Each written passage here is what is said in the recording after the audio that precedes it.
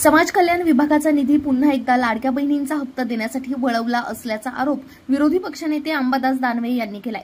समाज कल्याण विभागाचा निधी ठेवण्याचा वेगळा उद्देश आहे। सर्वांना वेळेवर पैसे दिले गेले पाहिजेत, मात्र या विभागाला सरकार दरबारी किंमत राहिलेली नाही। दादा, समाज कल्याण आणि आदिवासी विभागाचा पैसा पुन्हा लाडक्या बहिणींसाठी वळवला जात आहे असा आरोप करण्यात आलेला आहे यशोमती ठाकूर यांनी, आणि असं देखील ते म्हणालेले आहेत की फक्त लाडक्या बहिणी योजनेचा उपयोग निवडणुकीसाठीच करण्यात आला आहे।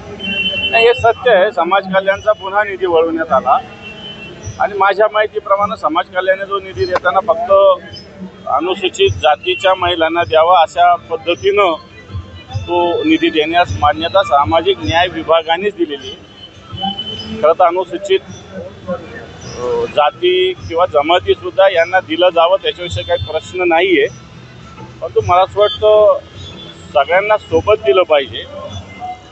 आणि सगळ्यात महत्त्वाचं, सामाजिक न्याय विभागाच्या निधीचा खर्चाचा उद्देश वेगळा आहे। फक्त एखाद्या महिलेला 1500 रुपये देणं एवढा पुरता त्याचा उद्देश नाही।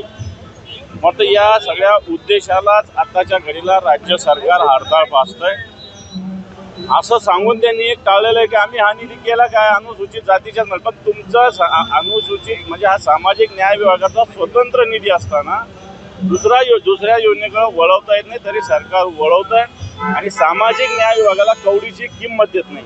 शेतकरी आज त्रस्त आहे, मात्र सरकार त्यांच्याकडे पाहायला तयार नाही। पीक कर्ज माफ करणार असे आश्वासन देण्यात आले होते, त्यामुळे शेतकऱ्यांनी कर्ज भरलं नाही, त्यामुळे त्यांना अडचण निर्माण झाली असल्याने आमची किडनी घ्या अशी मागणी त्यांनी केली असावी, अशी टीका अंबादास दानवे यांनी केली। शेतकऱ्यांसाठी आंदोलन करताय, दुसरीकडे हिंगोलीमध्ये शेतकऱ्यांनी आमचे किडनी घ्या मात्र पीक कर्ज द्या अशी मागणी केली आहे।